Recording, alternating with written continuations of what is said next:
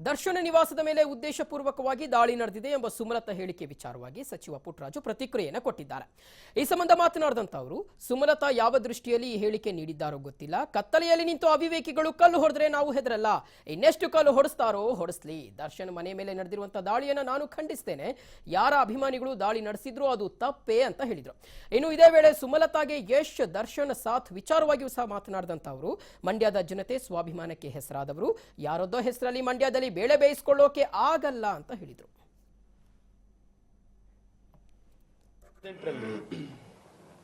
ಈ ಪಕ್ಷಕ್ಕೆ ಎಂತಂತವ್ರು ಏನೇನೋ ಮಾಡಿದ್ರು 50,000 ಲೀಡಲ್ಲಿ ಗೆಲ್ಲಿಸ್ಕೊಟ್ಟಿರ್ತಕ್ಕಂಥ ಇತಿಹಾಸ ನಮ್ಮ ಕಣ್ಣು ಮುಂದಿದೆ.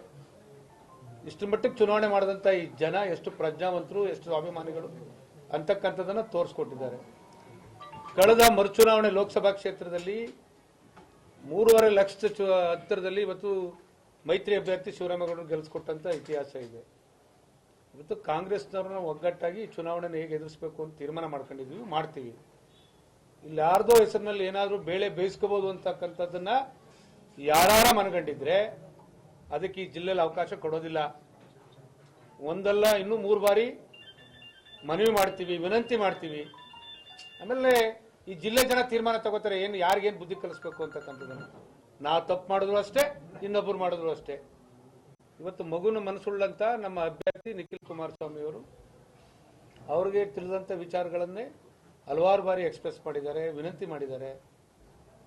ಇನ್ನು ಮುಂದೆ ಇದೇ ತರ ಕೃತ್ಯಗಳನ್ನ ಈ ರೀತಿ ಸಬು ಬೇಳುವಂತ ಕೆಲಸವನ್ನ ಯಾರೇ ಮಾಡಲಿ, ಯಾರೇನ್ ತೀರ್ಮಾನ ತಗೋಬೇಕು ಅದು ತಗೋತಾರೆ.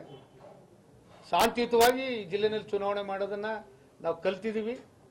ಯಾವತ್ತೂ ಸ್ವಾಭಿಮಾನಕ್ಕೆ ಧಕ್ಕೆ ಬರದ ರೀತಿಯಲ್ಲಿ. ವೀಕ್ಷಕರೇ, ಈ ವಿಚಾರಕ್ಕೆ ಸಂಬಂಧಪಟ್ಟಂತೆ ಈಗಾಗಲೇ ಗಣ್ಯರು ಸಹ ತಮ್ಮ ಅಭಿಪ್ರಾಯವನ್ನ ವ್ಯಕ್ತಪಡಿಸ್ತಾ ಇದ್ದಾರೆ. ಯಾರೇ ಮಾಡಿದ್ರು ಈ ಒಂದು ಕೃತ್ಯವನ್ನ ಅದು ತಪ್ಪು. ಅಭಿಮಾನದ ಹೆಸರಿನಲ್ಲಾಗಿರ್ಬೋದು ಅಥವಾ ರಾಜಕಾರಣದ ಹೆಸರಿನಲ್ಲಾಗಿರ್ಬೋದು ಈ ರೀತಿಯಾದಂತಹ ಕೃತ್ಯಗಳನ್ನು ನಡೆಸಬಾರದು ಅನ್ನೋದೊಂದು ಅಭಿಪ್ರಾಯವನ್ನು ಈ ಸಂದರ್ಭದಲ್ಲಿ ಸಚಿವರಾಗಿರುವಂತಹ ಪುಟ್ಟರಾಜು ಅವರು ಕೊಡ್ತಾ ಇದ್ದಾರೆ. ಮತ್ತೊಂದು ಕಡೆ ನಿಖಿಲ್ ಕುಮಾರಸ್ವಾಮಿ ಅವರು ಸಹ ಸ್ಪಷ್ಟನೆಯನ್ನ ಕೊಟ್ಟಿದ್ದಾರೆ.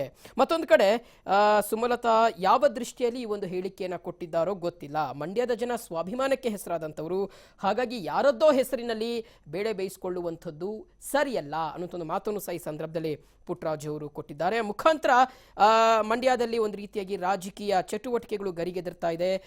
ನಾವು ಗಮನಿಸ್ತಾ ಇದ್ದೀವಿ. ಸುಮಲತಾ ಅವರು ಸಹ ಪ್ರಚಾರವನ್ನು ಕೈಗೊಳ್ತಾ ಇದ್ದಾರೆ, ಮಾಡ್ತಾ ಇದ್ದಾರೆ. ಮತ್ತೊಂದು ಕಡೆ ನಿಖಿಲ್ ಕುಮಾರಸ್ವಾಮಿ ಅವರು ಸಹ ಅಬ್ಬರದ ಪ್ರಚಾರದಲ್ಲಿ ತೊಡಗಿದ್ದಾರೆ.